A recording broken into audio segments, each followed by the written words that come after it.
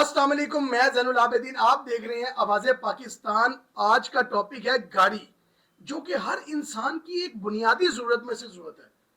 किसी ने अगर ऑफिस जाना है तो उसे गाड़ी की ज़रूरत है, किसी ने अगर बच्चों को स्कूल छोड़ने के लिए जाना है तो उसे गाड़ी की ज़रूरत है, यहाँ तक कि फंक्शंस अटेंड करने के लिए भी गाड़ी की ज़रूरत है।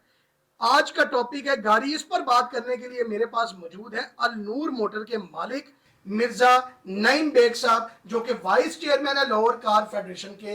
अस्सलाम वालेकुम सर। वालेकुम सलाम। आपको शुक्रिया जी आपका आपकी बुलाने बहुत मेहरबानी कि आप हमारे पास आपने बहुत शफकत मेहरबानी बख्शी। आपकी, बहुत मेहरबानी। मिर्जा साहब ये बताइएगा कि एक सफेद पोश आदमी जब अपनी जमा पूंजी जोड़ता है और पहली गाड़ी लेने के लिए जाता है, कीमत ही नहीं हमारे मुल्क में स्टेबल रहती, इसकी क्या वजह है? इसकी सबसे बड़ी वजह है, एक तो जो हमारी करेंसी है वो डिवैल्यूएशन हो रही है, ठीक है। दिन ब दिन डिवैल्यूएशन हो रही है। लेकिन हमारे बिल्कुल हमसाया मुल्क में जो मुल्क इंडिया है उसमें यही चीज़ है। अब हमारा जो अब स्टेबल है जो डॉलर है, लेकिन उसके बावजूद हमारी कीमतें कम नहीं हो रही, जिसकी वजह से लोगों को ये बर्दाश्त करना पड़ता है। वो पैसे जमा करते हैं लेकिन गाड़ी की कीमत इतनी ज़्यादा बढ़ जाती है कि वो लेने के काबिल नहीं रहते, कि फिर उन्हें को पैसे जोड़ने पड़ते हैं दोबारा किसी मिडल मैन के लिए। बड़े लोगों के पास पैसे हैं, वो लेते हैं, वो सेल परचेज करते हैं, वो उनको कोई मसला नहीं है। ये प्रॉब्लम जो हमारे मुल्क में ना वो सिर्फ मिडल मैन के लिए है। उसके लिए उसे पैसे इकट्ठे करने पड़ते हैं और वो जो प्राइस है उसकी बढ़ जाती है, कीमत गाड़ी की कीमत बढ़ जाती है। इनको चाहिए, जो पॉलिसी मेकर है, इनको चाहिए कि ये कोई ऐसी पॉलिसी बनाए जिसके लिए जो मिडल मैन बंदा है, जो मिडल क्लास से तल्लक रखता है, वो अपनी गाड़ी परचेज कर सके, क्योंकि उसके पास इतने सोर्सेज नहीं है। बिल्कुल सही। इसके लिए ये प्रॉब्लम है उनके लिए। आपने हमसाया मुल्क की बात की है नईम साहब।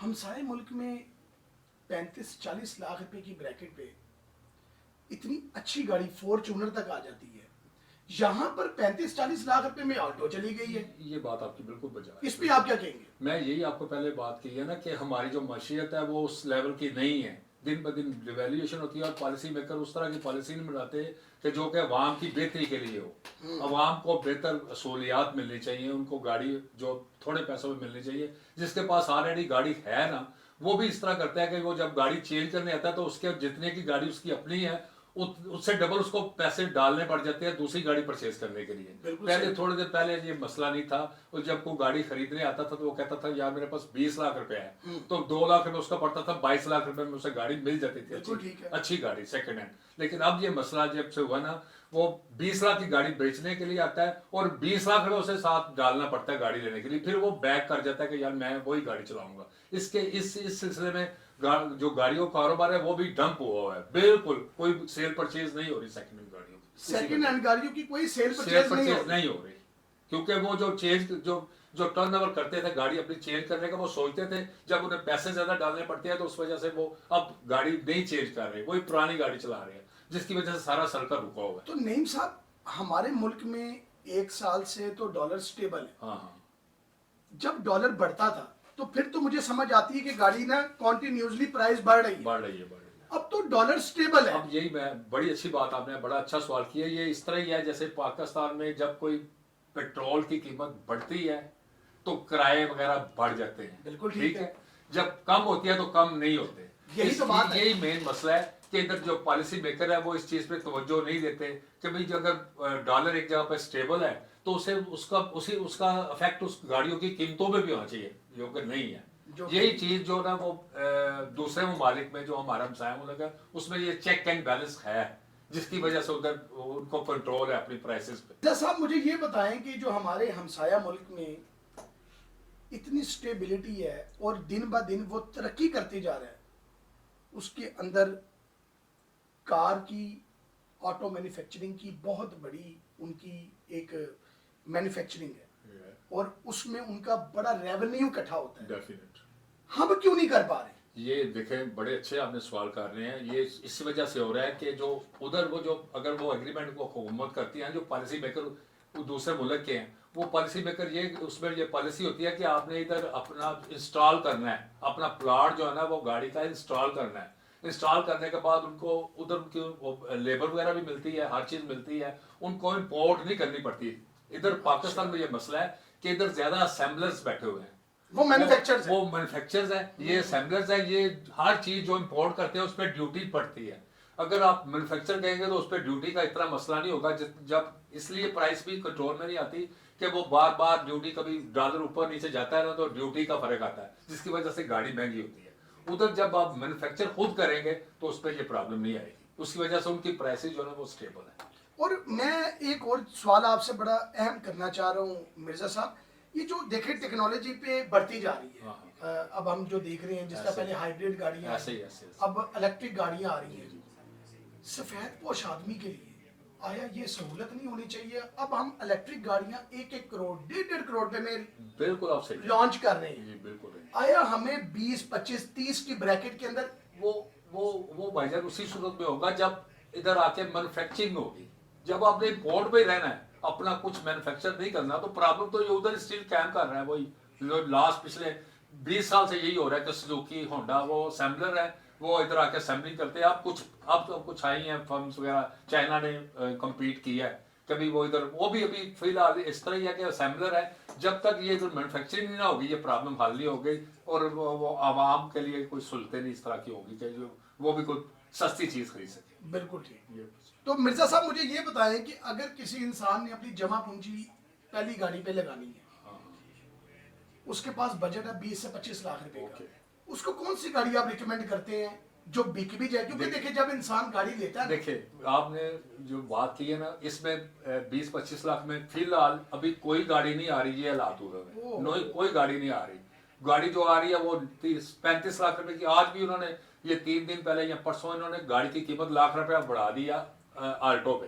अल्लाहु अकबर। हाँ, तो वो 35 लाख रुपए में आपको छोटी सी गाड़ी मिलेगी जो कि वो फिजिबल भी नहीं है मोटरवे के लिए। जिसके आपने एक दो डिक्की भी नहीं है। हाँ एक्सीडेंट, उसमें एक्सीडेंट देखे हैं, कोई एयर बैग नहीं है, कोई ऐसी प्रॉब्लम टेक्निकल नहीं है ठीक हो, तो उसके लिए भी इतने पैसे देने पड़ रहे हैं कि वो बंदा। मिर्जा साहब आपकी इस बात से मुझे एकदम एक सवाल क्लिक किया है कि अगर 30-35 लाख रुपए लगा के लोग रोड पे बेचारे जाते हैं, मोटरवे पे सफर करते हैं, हमारे यहाँ पर एयर बैग ही नहीं बनाते। आप जापानी गाड़ियां देख लें, जापानी गाड़ियों के अंदर, छोटी गाड़ी के अंदर इतनी technology, radar system, push start, बिल्कुल ऑटोमेटिकली आपके विंडोज ऊपर नीचे। तो हमारी ऑल्टो इस तरह की फिजिबल नहीं है। हमारी ऑल्टो, हमारी कल्टस, ये मैंने पहले भी आपको एक अर्ज किया है कि ये पॉलिसी मेकर जो है ना, ये जब तक ठीक नहीं होंगे, ये मुल्क का नहीं सोचेंगे ना, तो इसका वो बस उस तरह ही चलता रहेगा। सिस्टम में चेंज नहीं है। वो कभी ये जो रिक्शा गाड़ी शुरू होती है इस पर पाबंदी भी लगा देते हैं, कभी ये खोल देते हैं, वो प्रॉब्लम बीच में क्रिएट होती रहती है। वो इनको जो सब मसले का हल ये है कि जब तक इधर मैन्युफैक्चरिंग खुद नहीं ना होगी किसी चीज की, तब तक वो स्टेबल नहीं होगी प्राइस वगैरह। आप चेयरमैन है लाहौर कार। हाँ जी, मैं वाइस चेयरमैन हूँ। पिछले मैं शहजादा सलीम खान के साथ अंजुमन ताजरान जे रोड का पहले फाइनेंस सेक्रेटरी था 98 से। अच्छा। अब मैं रिसेंटली मुझे अपॉइंट किया गया है vice chairman Lahore car dealer federation. Salim Khan साहब हमारे जो लीडर है ना, मेन लीडर वो सलीम खान साहब है, उनकी जेर निगरानी हम काम कर रहे हैं और हम कोशिश कर रहे हैं। हमारे अक्सर जो मामला आता है ना वो फड्डे चलते रहते हैं, कभी LDA से, कभी कुछ गाड़ियों का, ये सारे हम कोशिश करते हैं कि आवाम को भी सहूलत मिले, उनको भी कोई रिलीफ मिले, ताकि वो गाड़ी वो अपनी परचेज कर सकें। और दूसरी बात जो बड़ी अहम है वो ये है कि जो गाड़ी की जब सेल परचेज होती है तो उसको किसी अदारे से लेनी चाहिए, मुस्तहकम अदारे से। हमें 40-50 साल हो गए हैं इस फील्ड में, जो OLX पे या वो किसी लीज पे, पार्क व्हील पे, वो सारा फ्रॉड व्हील, वो कभी कुछ कर देते हैं, कभी पेड और जेली देते हैं। हमारे पास अक्सर केस इस तरह के आते हैं हमारी यूनियन। अच्छा। तो वो प्रॉब्लम क्रिएट होती है, इसलिए हमें गाड़ी सेल या परचेज जो है वो प्रॉपर किसी अदारे से करनी चाहिए, ताकि वो कल को जिम्मेदार हो। वो हम 40 साल से इधर बैठे हुए ना, तो हम इसके रिस्पॉन्सिबल है, हमें पता है किसने गाड़ी सेल की है, किसने परचेज की है, और आपको ये भी पता लग जाता है कि फ्रॉडिया बिल्कुल ये बंदा है या नहीं। हाँ, अब हुकूमत ने एक और काम किया हुआ है जो बायोमेट्रिक का है, वो बड़ा अच्छा काम किया है। लेकिन एक मेरी हुकूमत से भी ये रिक्वेस्ट है कि जब कोई बंदा ट्रांसफर करवाया जाता है, इस तरह को कोलायबल बनाए कि जो पिछले कार्ड है वो उससे साथ ना रखने पड़े। वो जब डिफेज हो जाए, एक कार्ड पीछे रहे। इस तरह किसी गाड़ी के साथ किसी का कार्ड मिसप्लेस हो जाता है, किसी के 4 कार्ड है, किसी के 5 कार्ड है, किसी के सेल परचेज इस वजह से नहीं होती कि जी कार्ड नहीं है बीच में। इसलिए हुकूमत को ये पॉलिसी बनानी चाहिए कि जो फ्रेश जो ट्रांसफर हुई है ना, वही कार्ड वैलिड हो, बहुत अच्छी बात। ये मेरे- कार्ड वही वैलिड हो जो एक कार्ड है, पिछले डिफेस करके उसका रिकॉर्ड के सब बन जाए, वो उसे जाया कर दे या जो भी करे। लेकिन जब आप 6-6 कार्ड का रिकॉर्ड रखेंगे ना, तो उसमें कोई भी कार्ड जब मिसप्लेस होगा ना, तो वो प्रॉब्लम होगी सेल परचेज में। जैसा कि नाजरीन, मिर्जा नईम बेग साहब ने बहुत ही आला डिस्कशन की है गाड़ी के बारे में। मुझे उम्मीद है कि आपको ये शो हमारा पसंद आएगा। अपनी राय का जरूर इजहार किया करें और हम क्या बेहतरी लेके आ सकते हैं आपके लिए हमें बताया करें कमेंट सेक्शन में। देखते रहें आवाज़ पाकिस्तान।